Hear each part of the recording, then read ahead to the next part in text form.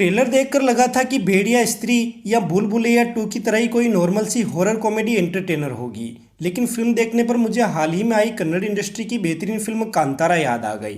तो मैं हूँ राज और रिव्यू करेंगे आज फिल्म भेड़िया का।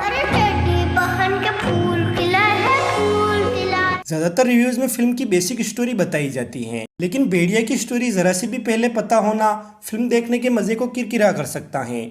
इसलिए स्टोरी के बारे में ये जान लीजिए कि ये नेचर और ह्यूमन के आपसी संघर्ष और रिश्ते की कहानी है। इसलिए मैं इसकी तुलना कांतारा से कर रहा हूँ। वरन कांतारा का सारा भार हीरो ऋषभ शेट्टी के कंधे पर था, जबकि भेड़िया में सबको बराबर मौका मिला है। हालांकि फिल्म की कहानी शुरू से ही बांधे रखती है और हम प्रेडिक्ट करने लग जाते हैं कि आगे क्या होगा, लेकिन स्क्रीन प्ले हमें हर बार सरप्राइज करता रहता है। जैसे कि फिल्म के शुरुआती पौने 2 घंटे तक मैं इससे काफ़ी अच्छे से जुड़ा हुआ था, और फिर जैसे ही वरुण धवन और कृति सेनन का लव एंगल दिखाया गया तो मुझे लगा कि क्या यह फालतू में लव एंगल बीच में घुसाया जा रहा है। लेकिन उस लव एंगल की वैल्यू फिल्म के एंड में समझ में आई कि वो कितना ज़रूरी था। और इसी तरह भेड़िए का जो इलाज बताया गया वो भी काफ़ी सतही लग रहा था, लेकिन बाद में एक कॉमिक पंच और स्क्रीन प्ले ने उसे भी जस्टिफाई कर दिया। और इसी तरह कहानी में भी कुछ अगर मगर हैं कि भेड़िया इतने लोगों को मार रहा है तो इसकी हाई प्रोफाइल जांच क्यों नहीं हो रही, क्योंकि जांच अगर हो रही होती तो पुलिस को आसानी से पता चल जाता कि भेड़िए के साथ इंसान भी इन हत्याओं में इन्वॉल्व हैं। लेकिन फिल्म के फास्ट स्क्रीन प्ले के चलते ये बातें ज़्यादा परेशान नहीं करती। बात अगर एक्टिंग की करें तो वरुण धवन ने अपनी तरफ से 100% दिया है, लेकिन स्क्रीन प्ले ने उनकी हालत वैसी कर दी है जैसे कि तेरी मेहरबानियां में जैकी श्रॉफ की थी।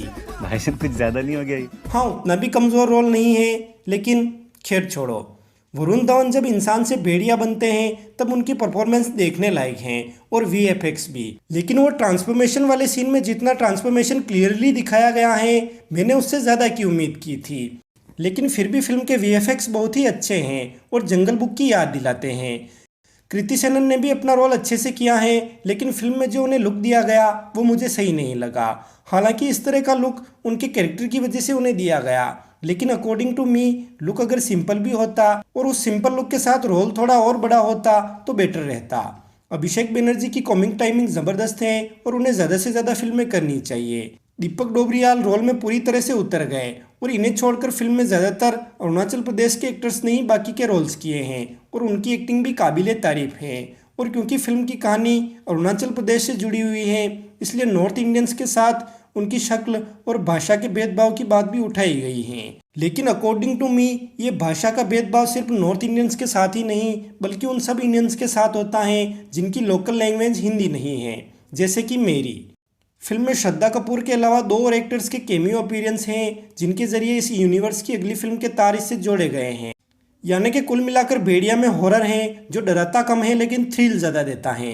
कॉमेडी भी अच्छी खासी है और फिल्म बहुत सी डीप चीज़ों को भी छूने की कोशिश करती हैं और सोशल मैसेज भी देती हैं। इसलिए मेरे हिसाब से आपको ये फिल्म एक बार तो ज़रूर देखनी चाहिए। वैसे आपने ये फिल्म देख ली है तो अपने थॉट्स हमें कमेंट कर ज़रूर बताएं, और ऐसे ही रिव्यू सबसे पहले देखने के लिए चैनल को सब्सक्राइब भी कर लें।